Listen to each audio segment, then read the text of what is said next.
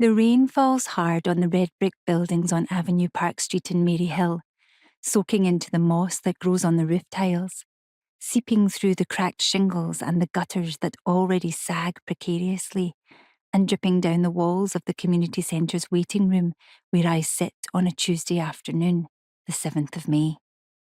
According to the forecast I read this morning, it should be 16 degrees Celsius outside right now, which is impressive for Scotland at this time of year. But it does not feel like 16 degrees. Not in here. The dampness in the air doesn't help either. It wouldn't be the first time a newspaper forecast was incorrect. My gardener's almanac is far more accurate. The Royal Horticultural Society predicts a wetter summer with heavier downpours, and they are not often wrong. Over 120 millimetres of precipitation for Glasgow, even more for Exeter.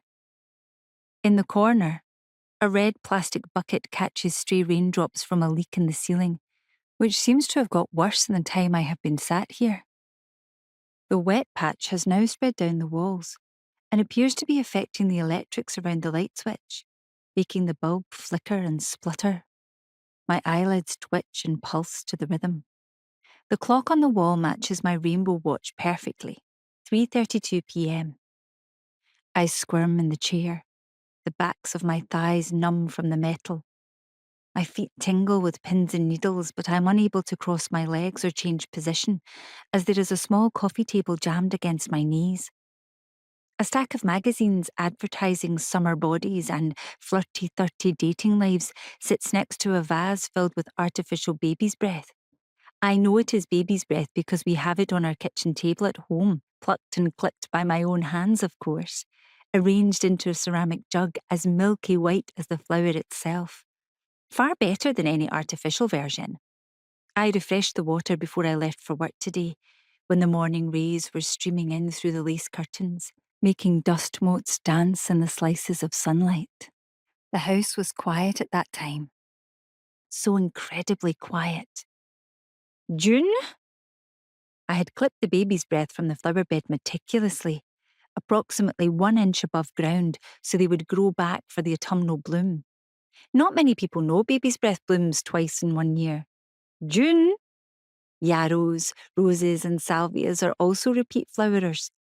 There is a term we use for that, a word I learned from my Royal Horticultural Society encyclopedia, one that rolls off the tongue like a foreign language only spoken in black and white movies.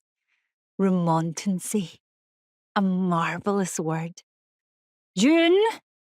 Yes. My voice sounds strange, as if it has been pinched and plucked from my throat, separated from my body. I turn slowly to Aileen, who is standing in the doorway clutching a large brown folder in one hand and a takeaway coffee cup in the other. I frown, a surge of envy flooding my body.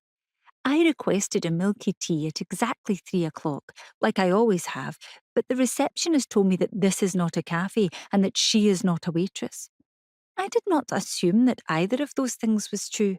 I simply asked for a cup of tea while I waited for my caseworker, who is frequently late for our appointments and never offers me a warm beverage at 3 p.m.